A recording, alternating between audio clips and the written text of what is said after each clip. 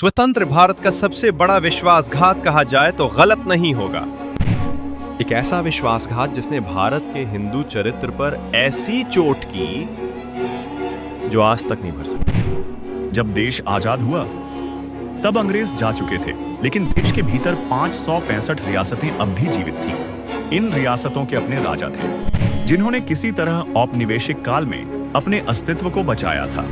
राजपूत, मराठा, जाट, सिख, दलित, लगभग सभी जातियों के हिंदू राजा भारत संघ में शामिल होने को तैयार थे, लेकिन उन्होंने एक वादा मांगा था, अपने धर्म, संस्कृति, परंपराओं और अपनी जनता की आर्थिक रक्षा का वादा। सरदार पटेल ने यह वादा निभाया, लेकिन उनके निधन के कुछ वर्षों बाद नेहरू सरकार ने लाइसेंस परमिट कोटा राज लागू कर दिया।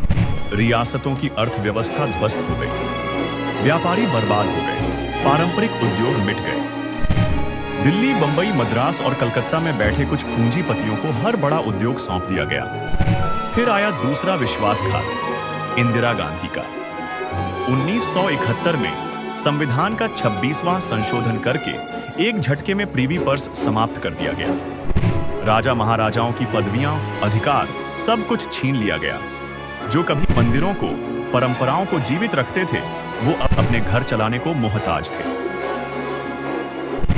त्रिपुरा की महारानी कंचन प्रभा देवी ने अपने राज्य का भारत में विलय इस शर्त पर किया था कि त्रिपुरेश्वरी मंदिर में सदियों पुरानी बलि की परंपरा बनी रहेगी, और भारत सरकार ने सहमति दी।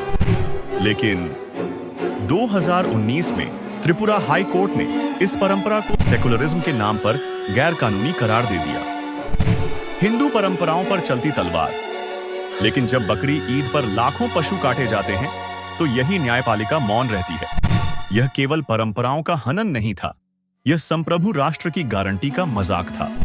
इमरजेंसी के दौरान जयपुर और ग्वालियर की रानियों को जेल में डाला गया। फिर आई फिल्में, जिनमें राजा अय्याश, पुजारी ढोंगी और व्यापारी लुटेरे दिखाए गए। यह सब एक योजनाबद्ध अभियान था जिसने भारत की पारंपरिक सामाजिक संरचना को ही अपराध घोषित कर दिया।